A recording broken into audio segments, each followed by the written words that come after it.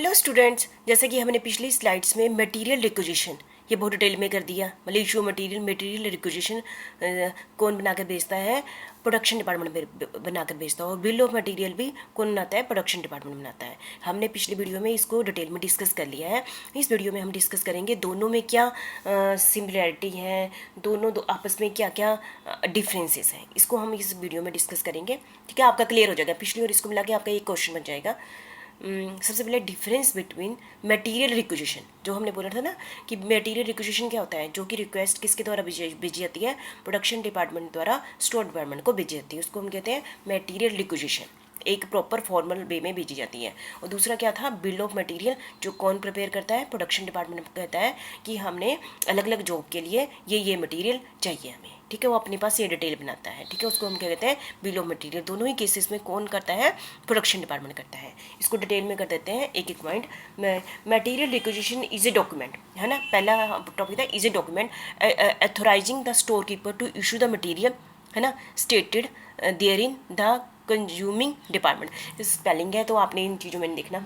ठीक है, material requisition एक डॉक्यूमेंट होता है जो कौन बनाता है? प्रोडक्शन डिपार्टमेंट बनाता है। और किसको देता है? स्टोर डिपार्टमेंट को देता है कि हमें ये सामान दे दो। तो मटेरियल रिक्विजिशन आपको क्लियर ही है पहले, है ना। और बिल ऑफ मटेरियल क्या होता है? गिवन है। बिल ऑफ मटेरियल क्या है? एक लिस्ट होती है जिसमें हमें पूरी स्पेसिफाई किया होता है कितनी क्वांटिटी, कितना मटेरियल, कितनी जॉब और ऑर्डर और प्रोसेस के लिए चाहिए। बस ये डेफिनेशन ही है, एक रेपिटेशन ही है जो हमने ये दोनों पॉइंट पिछली स्लाइड में डिटेल में कर लिए हैं। दूसरा है हमारा point bill of material serve the purpose of material requisition. Bill of material जो हमारा दूसरा डॉक्यूमेंट है, ये किसके पर्पज को किसको हेल्प करता है? Material requisition.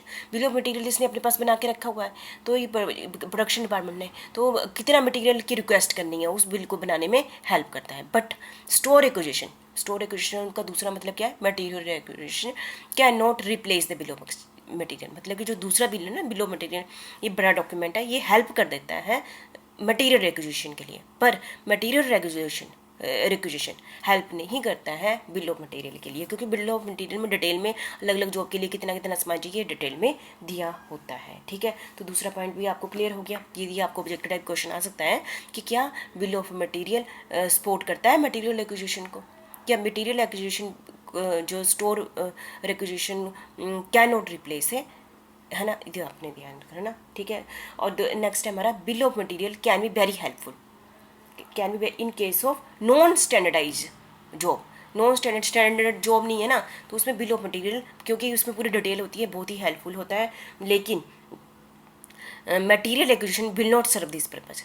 मतलब कि नॉन स्टैंडर्डाइज जॉब के टाइम में मटेरियल रिक्विजिशन इतना हेल्पफुल नहीं है जितना कि बिल ऑफ मटेरियल हेल्पफुल है। ठीक है, नेक्स्ट है हमारा बिल ऑफ मटेरियल इज, जो हमारा दूसरा डॉक्यूमेंट है, is helpful in sending competitive. जैसे बहुत सारी हमें कोटेशन बननी है, हमें टेंडर आ गया, हमने कोटेशन बननी है, उसमें कौन हेल्प करता है? बिल ऑफ मटेरियल बहुत ही हेल्प करता है कि डिफरेंट जॉब की इतने तरह मटेरियल है, इतनी इतनी कॉस्ट पड़ रही है, तो हम ये टेंडर भर दें कि नहीं भर दें, तो बिल ऑफ मटेरियल इसमें बहुत ही हेल्प करता है। लेकिन इन केस ऑफ पर स्टोर एक्विजिशन इस चीज़ में हेल्प नहीं करता है। ठीक है, ओवरऑल हम क्या कहें?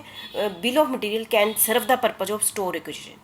बिल ऑफ मटेरियल जो दूसरा डॉक्यूमेंट है वो स्टोर एक्विजिशन का पर्पस सोल्व कर सकता है, पर store acquisition can not serve the purpose of bill of material. ठीक है, लेकिन फिर भी इसके अंदर कुछ बहुत डॉक्यूमेंट की को एग्जिस्टेंस है। दोनों में दोनों ही डॉक्यूमेंट में कुछ आपस में एग्जिस्टेंस है, को एग्जिस्टेंस है। वो क्या है? वो हम ये 3 पॉइंटों में कर लेते हैं। When material shown in bill of material to be drawn over a long period are not to be drawn at one time। ठीक है, दूसरा है when standardized costing system is adopted।